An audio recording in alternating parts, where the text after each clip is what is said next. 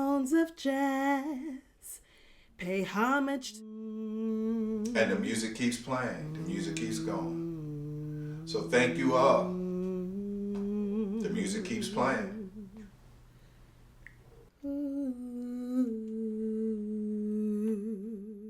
Hello, hello. This is the Sound of Jazz Part 2 featuring Kimpedro. Right here on my screen is the living legend himself.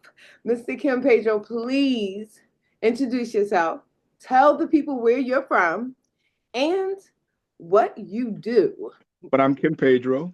I'm a product of North Philadelphia, Spring Garden section, 16th and Wallace, 17th and North area.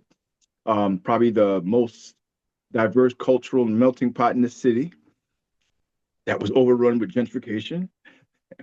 But I'm still vital down there, still teaching down there. Born and raised Philadelphia, going to school in Philadelphia. And I am an artist, a musician, an educator, a new author. I direct a performing arts camp. I curate, organize, and perform at a couple of music festivals and concerts around the city. I serve as a creative consultant. I wear a lot of hats. A lot of hats.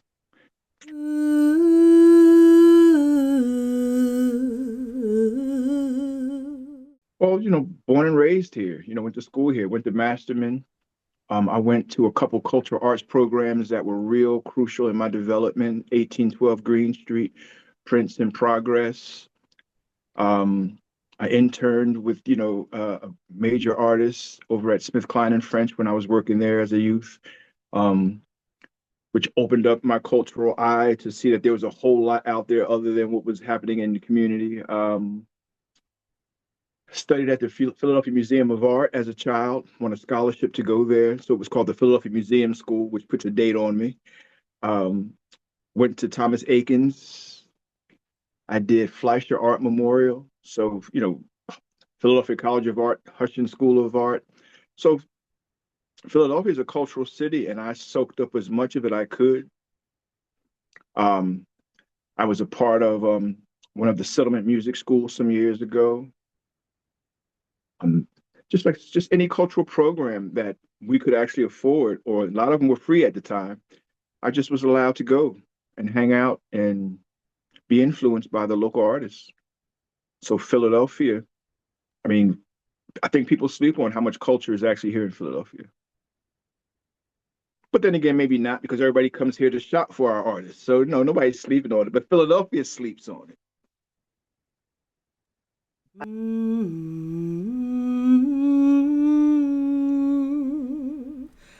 NU Gruv was formed during a time of musical frustration. Jazz Guardian had come to an end after 20 years.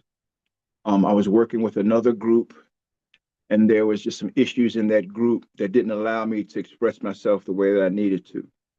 So it was actually on I guess there's a such thing as a spiritual whim. One night I was sitting in the house and I was just thinking of concepts, which I do a lot. And I was looking at this album collection that somebody had just given me. And as I was looking at the album collection, I thought about, I had a concept, but I didn't have a group yet. But I thought this was a great concept. You know how on a 33, after the music plays, there's that big, thick, dark circle towards before the label comes? Yes. So I was sitting there, I was looking at that, and I said, where all other grooves end, NU Gruv begins. So I played with that for a while. My first logo was the picture of an album on a turntable with the needle at the very end where where it starts to scratch, where it starts at. And that was the first concept of what NU Gruv was. And then I put together a unit called the Groove Unit.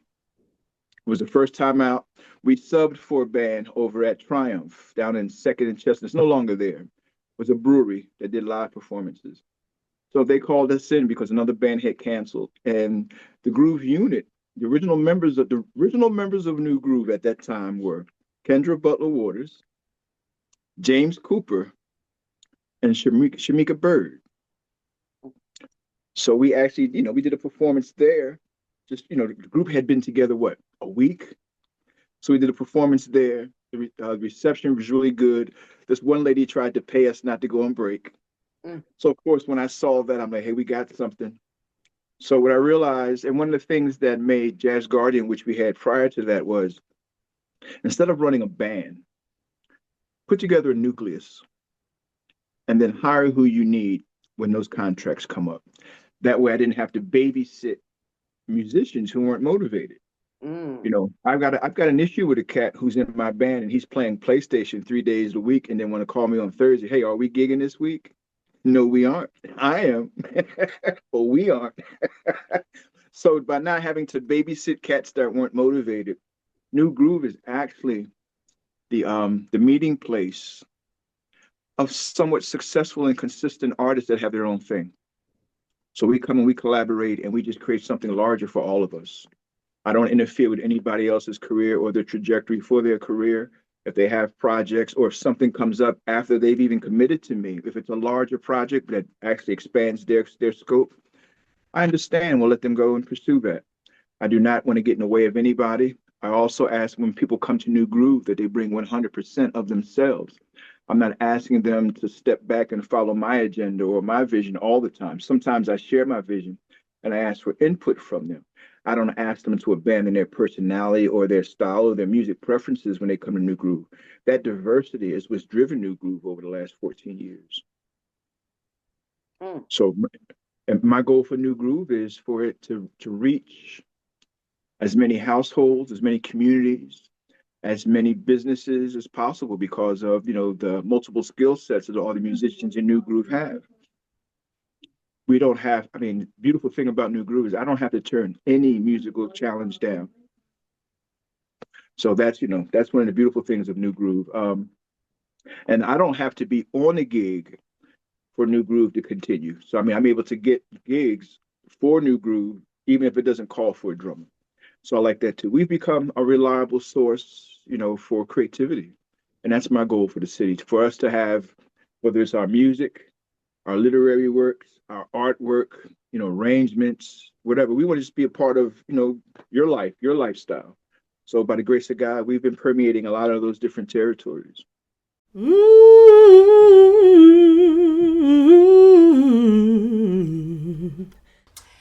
Hello, everyone. My name is Bethlehem Robertson. I am from Philadelphia, born and raised in the Germantown area.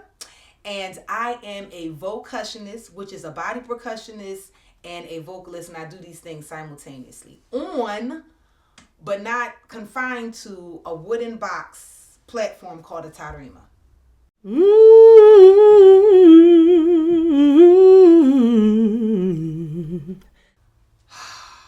Philly is such a vibrant, soulful music scene. And I'm so fortunate to be a Philadelphia native. So I grew up listening to my father and my uncle singing, and their style of singing was gospel quartet. And so there's a lot of artists that came from Philly as well. But yeah, so I remember growing up listening to them singing. It would be nothing to sing quartet style groups singing on corners of Philly blocks. And so yeah, that was definitely my history. Of course, growing up in the church in Philadelphia, there's nothing like I don't think there's anything like a Baptist church anywhere, but a Philadelphia Baptist church is something special, especially when you mix in those southern roots in it. But yeah, so yeah.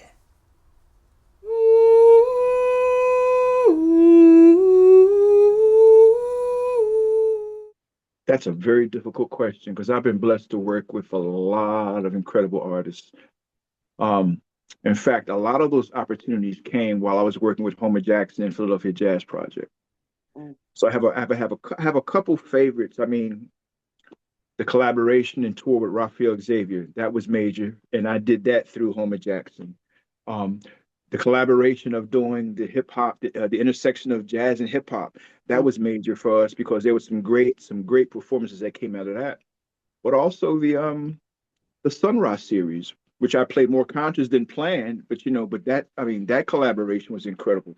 I mean, there had to be at least over 100 musicians that participated in that 8 concert series. So it's hard to pick. I mean, so those three are like fighting for precedence. Oh, I'm sorry, I can't forget the We Shall, the Dr. King, collaboration. So it's hard to pick because they all carry so much weight Yeah. and have so much relevance. That's one thing that people don't understand how the visual and the music work hand in hand. That's why the collaborations were so powerful. Because I mean, and then one of the things that I learned from working with Homer Jackson too was when you have a concert, try to find a venue with what they call the wow factor. So that way, if anything should go wrong, the people are still in all of the venue, which is smart. If you start late, they're still checking out the venue, or if there's a technical issue, they can be entertained by the venue as well. So that Okay. became real important as I continued to produce concerts.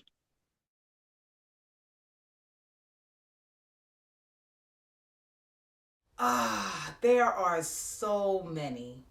But one that stands out in particular is when we were at Venice Island. And I had on these red and black printed loose leg pants and this dark green shirt. I was really like on my African type joint, but and these mustard shoes, like yeah. And that was one of my most memorable performances with the NU Gruv Network. And the song that I did was Afro Blue, and it was a really powerful rendition. A lot of people still remember that rendition of Afro Blue to this day. So yeah. I want everybody. We're gonna go to a place called Afro Blue. Blue. Afro Blue. Blue. Blue.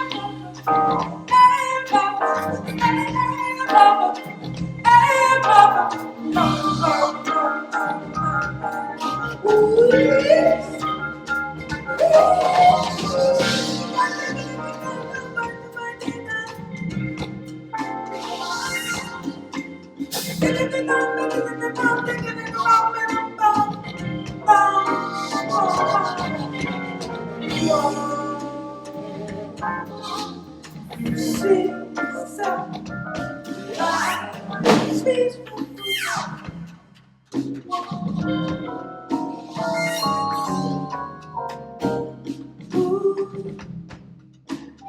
ready? Y'all there yet? Good. King of the land, I sold this from. I hear a hand stroke on the drum. Shades of delight, rich as the night. I froze.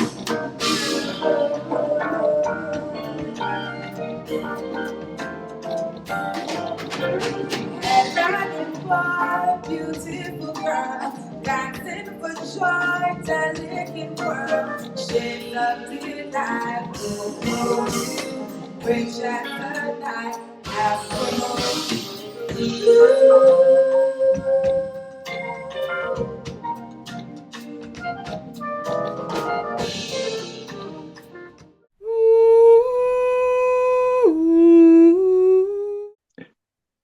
I've noticed through, I don't know if it's because of gentrification, but the color of jazz and the age of jazz has shifted.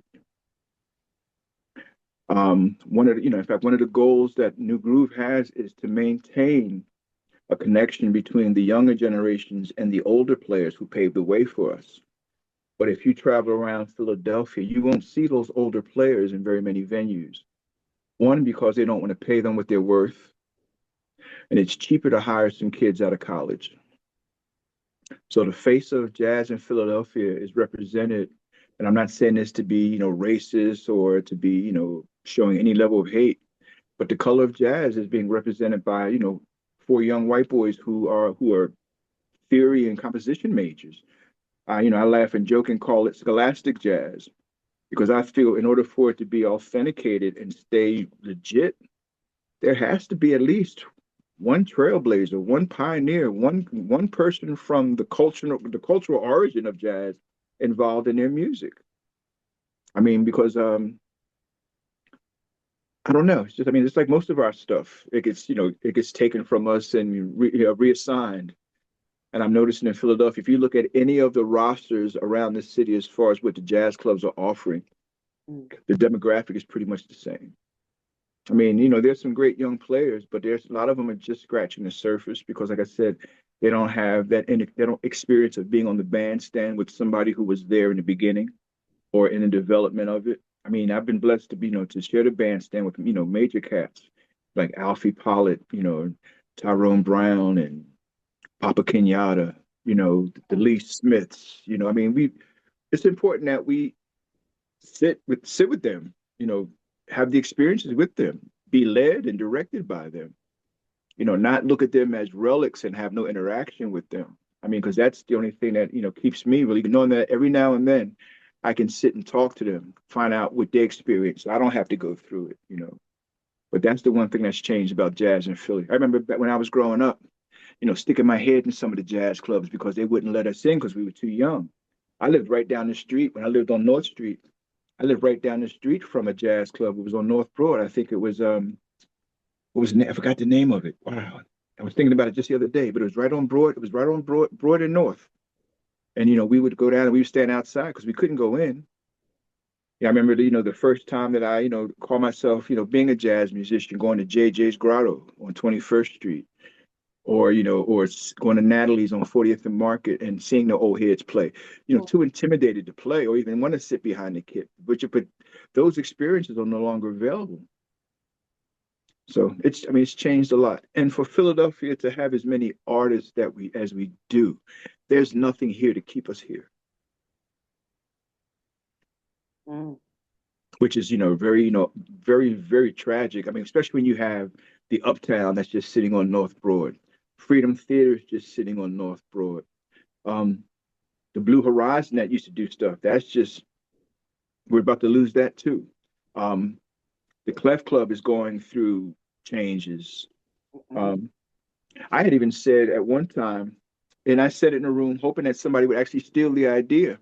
I said, whenever a Black artist comes to Philadelphia and they perform, whether on the Avenue of the Arts or Leocorus Center, or at what is the Spectrum? What is the Wells Fargo Center? If a Mm. Black artist comes to Philadelphia to perform, the Clef Club should be the receiving room for those artists, since that's the only Black cultural center we have in the city. So there should be some kind of reception. Somebody should be meeting them at the back door of those spots and ushering them straight to the Clef Club to develop our presence on South Broad Street. Yes. But nothing's happening.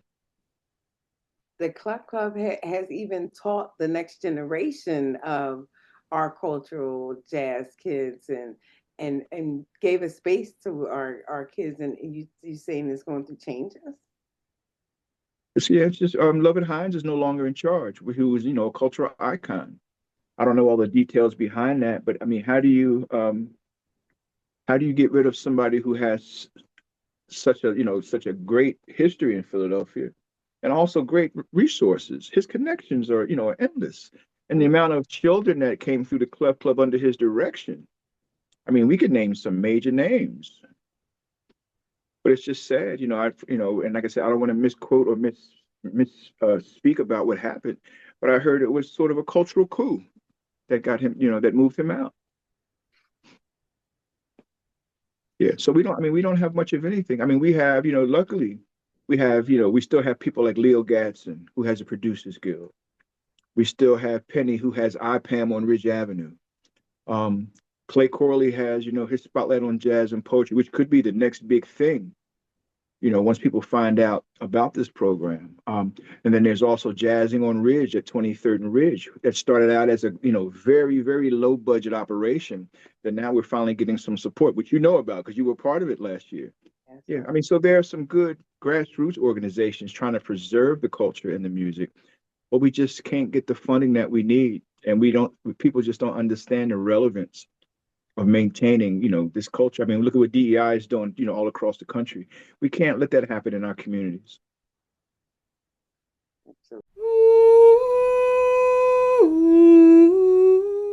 Well, I know for a fact, the goal was for me to infiltrate some of the cliques.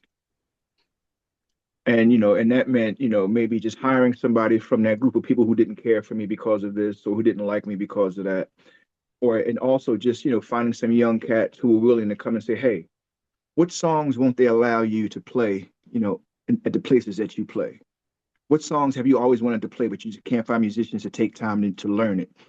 So I think the impact that we have is it's a place where you can come, cut your teeth, experiment, and still be compensated for, for what you do. I mean, there's so much music out there that only a microcosm of it is being presented in Philly. And it seems like every band has taken and attached to that same little microcosm. With NU Gruv, I'm introducing my young guys to music that they would not stumble. In fact, they would only stumble upon it because it's not being presented anywhere. I take them back to, the days before, streaming and digital, downloads, taking them back to the CTI label, which came before the GRP label, taking them back and finding some of the artists that were on the original songs that were sampled by the hip hop artists, teaching them about, the B side of a hit, find out that the B side may have been even more powerful, teaching my young guys, to check out producers, to figure out what's the consistency of these producers. And with that mindset, and then also teaching them about the red flags, to look out for in the business. Look out for the pariahs and for the pimps, to make sure that they're not taken advantage of. So I think my impact and influence is more because I care about the people that play with me. I don't want them to be exposed to something that I wouldn't accept. NU Gruv is not thirsty. We don't have to take gigs, which is beautiful. I mean, we're not obligated to take it because, we value who we are. We do have morals. We do have integrity. I'm not going to have my guys go out and play for 3 hours for change. So it's one of, I think the impact that NU Gruv have is some people see me as arrogant because I won't accept certain stuff, but it's by the grace of God that I can actually turn stuff down. It's not because of my pride. It's because God has allowed me to say, you don't need that. And being able to have that voice to tell me that, and then go, instead of taking that gig and finding out, this is not where I should be. You know, I was disobedient one time. Talk about the impact. There was a gig that I wanted to do really badly because I wanted to make an impression. Holy Spirit raised 3 red flags that I ignored. As we got closer to the date of the gig, the client themselves came up with a really bogus excuse to let us go after we had had our rehearsals. And because the client was somebody that I respected, I didn't take it in advance. So we got totally screwed. So I try to teach these things to my guys so that when they go out and they say, hey, I play with NU Gruv, or I've, working with NU Gruv, they respond. Kenny actually said that when he dropped our name one time, somebody said, yo, you're playing with Kimpedro, NU Gruv. So I don't know the impact that we have. But when I hear these stories come back, it kind of catches me off guard, because my thing is this: it's not about me. It's about the gift that we've been given and being responsible with the gift. So if we give the best that we have of ourselves, we make people feel good. We encourage people to continue to study the music. Or, in fact, let me back up. One of the things that I share with my guys is the 4 E's: engage, enlighten, encourage, entertain. And I think if we approach each concert or each presentation that way, we'll develop our following better. Because if we engage them, we can pull them in right away and give them some information that stimulates them, encourage them to continue to be stimulated by reading more about what we introduced you to. And then once we've done that, now let's sit back and just have a good time. So with that in mind, I try to give them that approach to the music so that we can have a bigger impact on the people and realize we're not just here for your money. We're not here just to make noise and leave, when it's over. Come and talk to us, find out how, why, you've chosen to work with me. Come find out why, you're happy when you play with NU Gruv. Why do you keep coming back to play with NU Gruv? So I think we do have an impact not only on the community, but also the musicians that I invite to be a part of NU Gruv.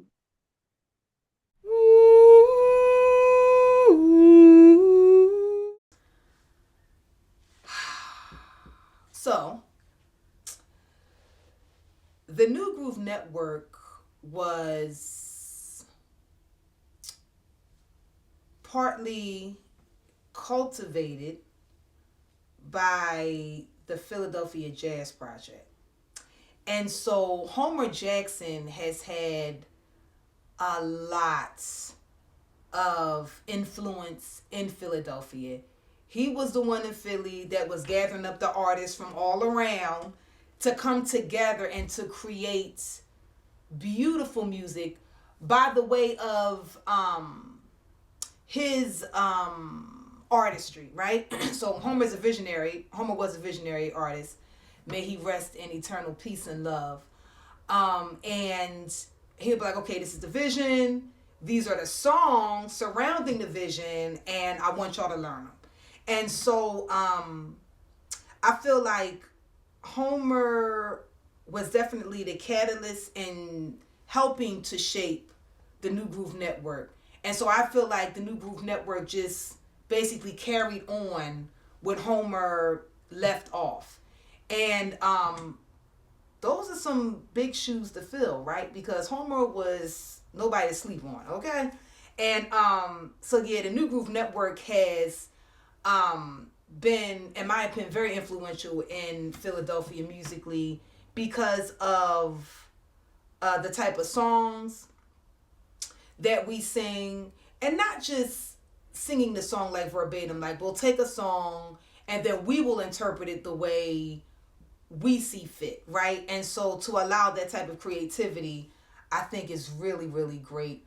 The other thing that I think is influential, that I think stands out or people can feel, is the energy of NU Gruv Network.